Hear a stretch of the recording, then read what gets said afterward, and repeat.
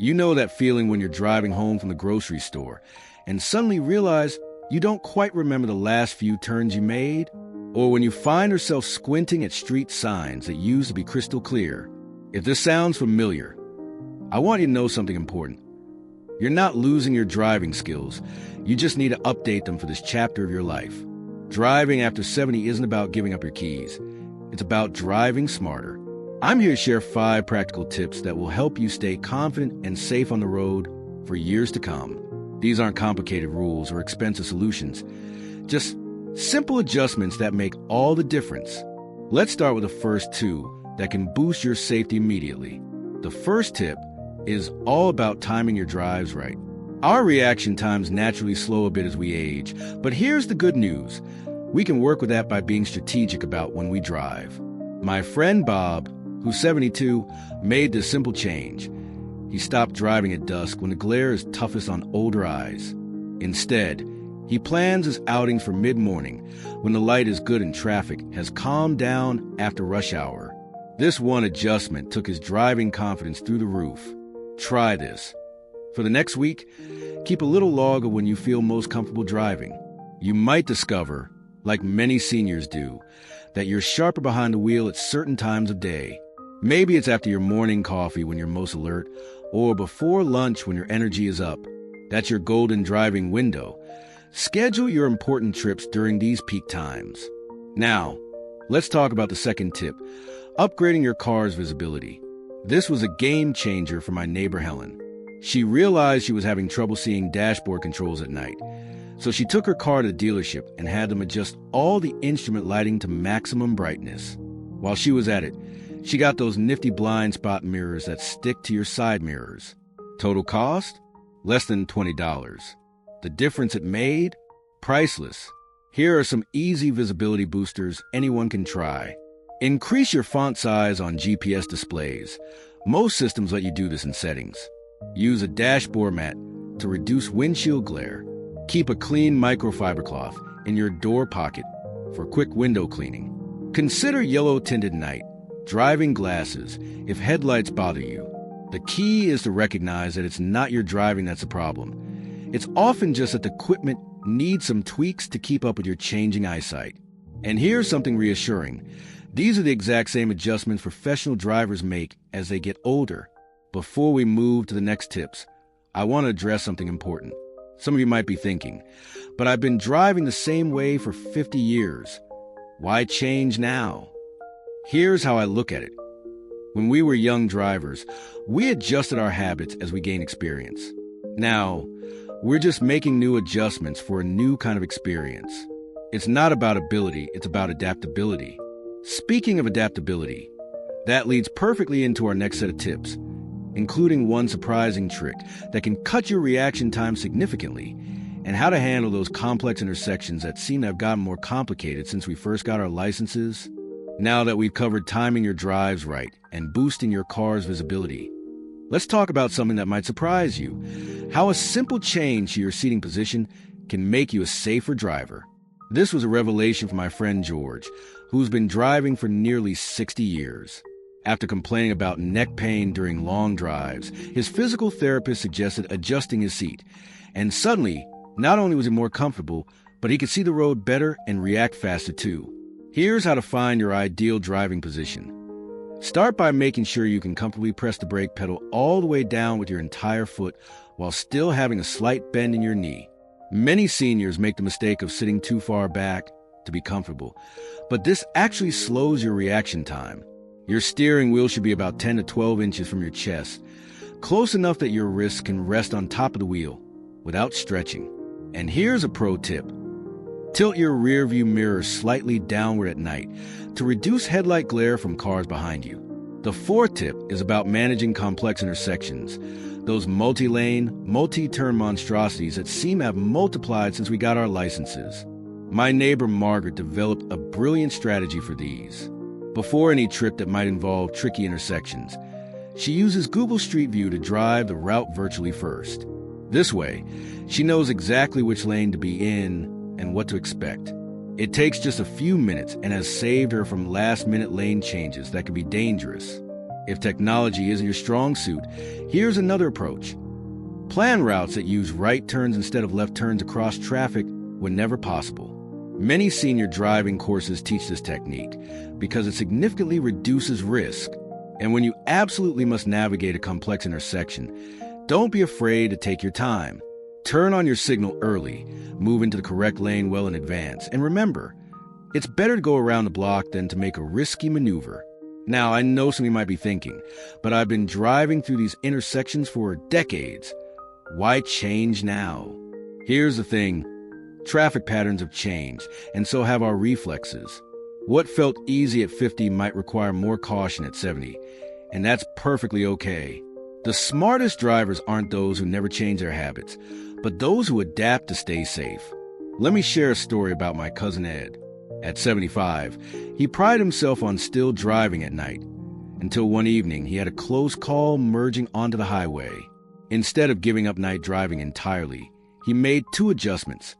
He started wearing those anti-glare driving glasses we mentioned earlier, and he began using highway on-ramps as practice zones during daylight hours to rebuild his confidence with merging. Within a month, he was back to comfortable night driving, just with new safety habits. This brings me to an important point about maintaining driving skills. Just like any other ability, driving benefits from regular practice. But here's the key. It needs to be the right kind of practice. Try this exercise next time you're out. Pick a quiet residential street and practice coming to complete stops at imaginary stop signs. Time how quickly you can go from the gas pedal to fully pressing the brake.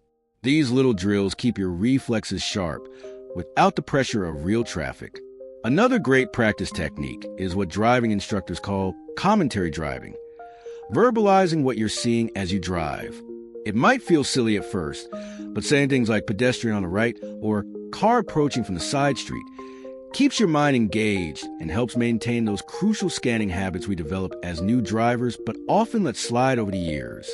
As we look ahead to our final tip, we'll cover one of the most powerful yet overlooked aspects of senior driving: how to handle the emotional side of staying mobile, including dealing with family members who might be questioning your driving, and knowing when it's time to limit, not necessarily stop, certain types of driving. Because here's the truth nobody talks about. Maintaining your driving confidence is as much about psychology as it is about physical skill. Let's talk about the emotional side of driving that nobody prepares you for, the conversations with concerned family members, that little voice of self-doubt, and knowing when to make adjustments without surrendering your independence.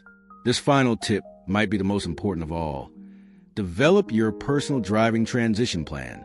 My neighbor Ruth taught me this valuable lesson when she voluntarily stopped driving at night after her 78th birthday.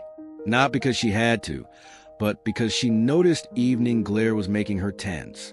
She turned this into a positive by creating what she calls her sunlight driving policy, planning all her outings between 9 a.m. and 4 p.m. The brilliant part? She framed it as her choice, not a limitation. Now her family respects her judgment instead of questioning her driving ability. Here's how to create your own transition plan. Start by identifying just one driving situation that makes you slightly uncomfortable, maybe highway merging, parallel parking, or left turns across busy intersections. Then brainstorm alternatives for that specific situation. Could you take surface streets instead of freeways? Shop at stores with ample parking? Use delivery services for some errands?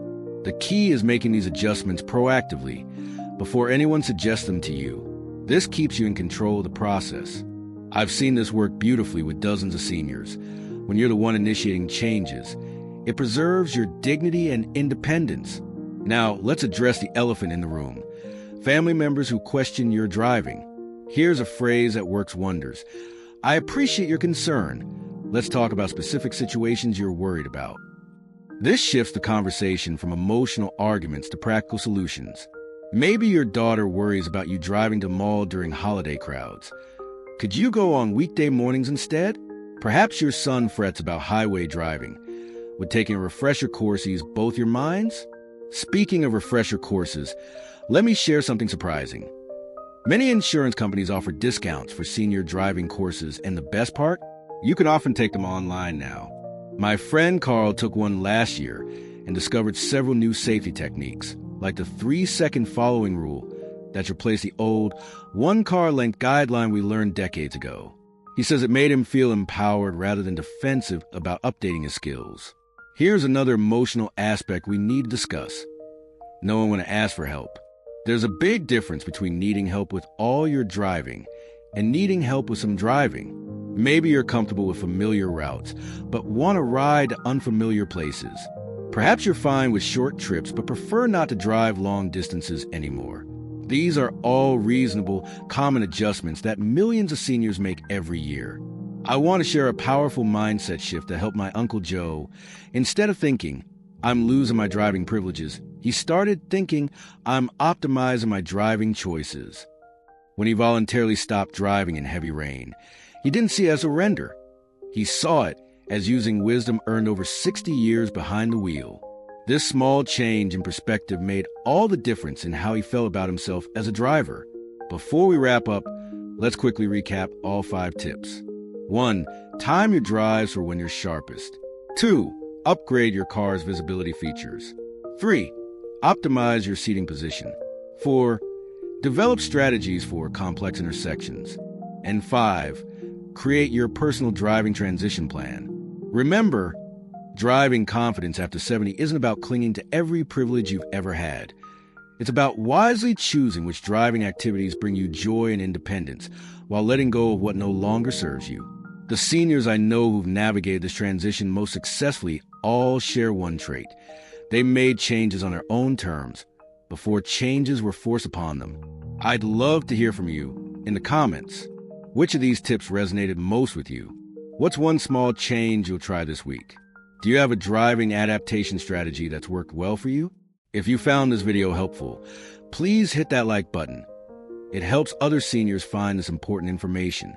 And subscribe for more content about thriving after 60. Here's my final thought. Driving isn't just about transportation. It's about freedom. And freedom isn't an all-or-nothing proposition. By making smart, gradual adjustments, you can maintain your mobility and independence for years to come. Now go enjoy the open road on your own wise terms.